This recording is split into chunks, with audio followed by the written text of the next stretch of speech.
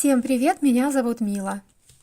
На просторах интернета, а именно в Инстаграм, мне попалось короткое видео, мастер-класс, как сшить вот по такой странной выкройке, которая похожа на разделочную доску, сумочку с 3 отделениями.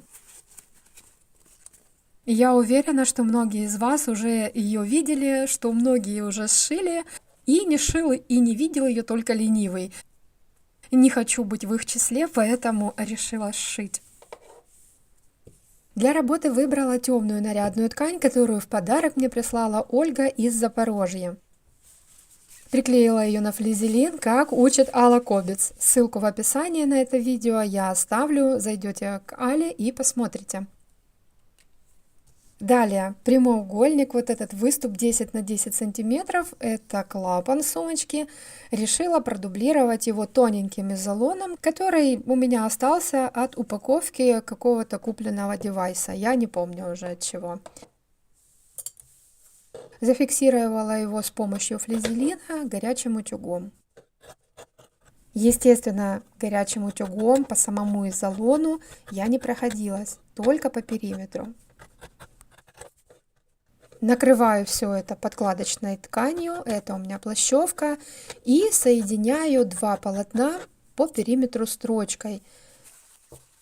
Оставляю небольшое отверстие, чтобы через него вывернуть заготовку на лицевую сторону. Все лишние припуски я обрезаю и делаю надсечки в углах, чтобы при выворачивании клапан не топорщился.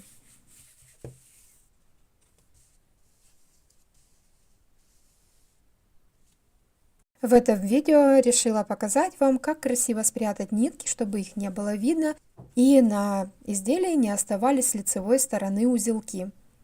Конечно же, это пригодится только новичкам, потому что бывалые опытные мастерицы прекрасно это знают. Продеваем нитки в ушко иголки и потом вводим иголку между двумя тканями. Выводим ее либо в шов, если ткань у вас, например, плащевка или кожа, которую нельзя зря травмировать, останутся следы. А если эта ткань мягкая и на ней не остаются следы от проколов, то можно вывести и прям через полотно. Далее немножко подтягиваем нитку и обрезаем лишнее. Нитка спрячется вовнутрь, и ее видно не будет. Ну и как показано было на видео, я все складываю гармошкой и туда, и сюда, все это заправляю и прокладываю строчку на загибах.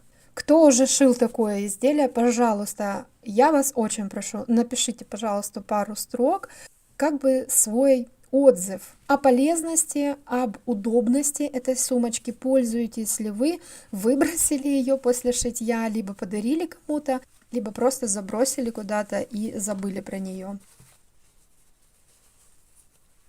Совершенно ничего сложного в пошиве этого изделия нет.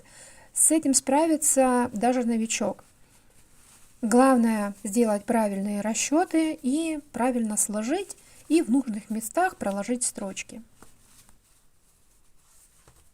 Для начинающих я подскажу, как сшить такую сумочку по размеру своего телефона, либо планшета, либо кошелька.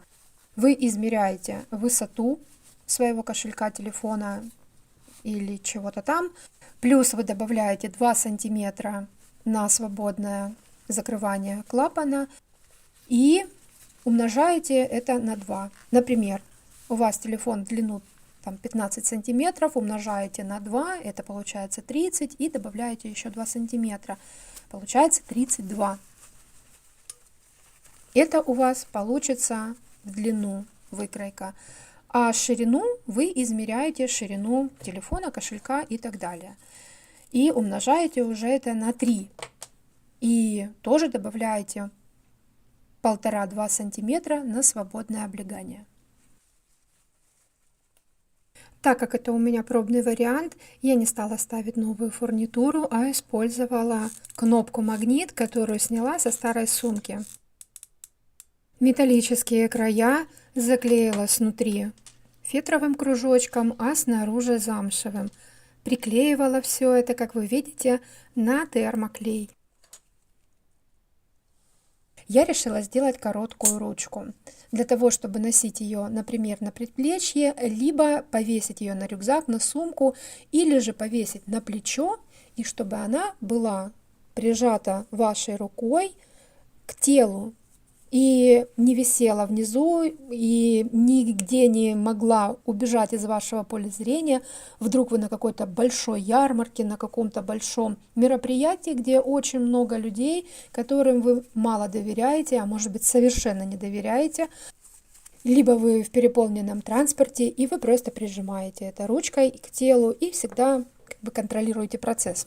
Я выкроила 2 сантиметра полосочку ткани, сшила ее, вывернула на лицевую сторону и вставила туда шнурок, тем самым укрепив эту ручку. Она стала кругленькая, мягенькая и симпатично выглядит.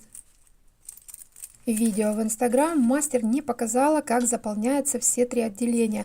Она вложила только мобильный телефон. Ну а мы с вами посмотрим заполнение всех 3 отделений. Меня зовут Конор, и я покажу вам, как это работает.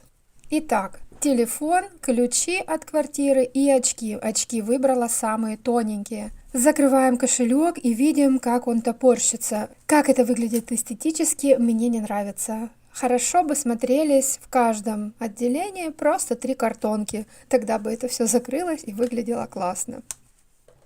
В общем, я сшила эту сумочку коричневую и решила еще сделать одну, потому что руки чесались, прислали мне опять-таки же в подарок перфорированную обалденную ткань. Ира, спасибо большое за такой классный подарок.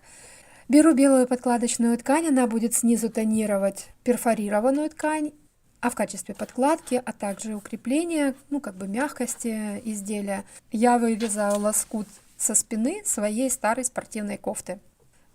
Все это стягаю и собираю точно по такому же принципу сумочку. Теперь у меня их 2. Коричневая осталась жива, она до сих пор у меня лежит в мастерской на столе, а розовую я на следующий день разобрала и сшила из нее себе косметичку. Хоть этой ткани у меня очень много, но такую красоту выбрасывать нельзя. Поэтому пришла в голову идея, как ее переработать.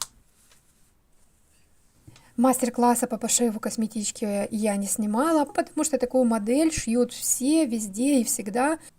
И сумки по этому принципу шьют, и косметички, и чемоданчики какие-то. Но вот эта сумочка с 3 отделениями на кнопочке у меня вызвала очень такие, знаете, противоречивые чувства, когда я посмотрела видео. И поэтому я решила ее повторить, и поэтому я решила снять видео и показать вам, чтобы посоветоваться с вами, чтобы узнать ваше мнение. Ну, может быть, я очень придирчиво отношусь к ней, либо я пользоваться ею не умею. Напишите, пожалуйста, ваши отзывы по этой работе и ваши комментарии. От всей души благодарю вас, что нашли время и заглянули на канал. Я вам желаю крепкого здоровья и мирного неба над головой. Всех люблю, всех целую и всем пока!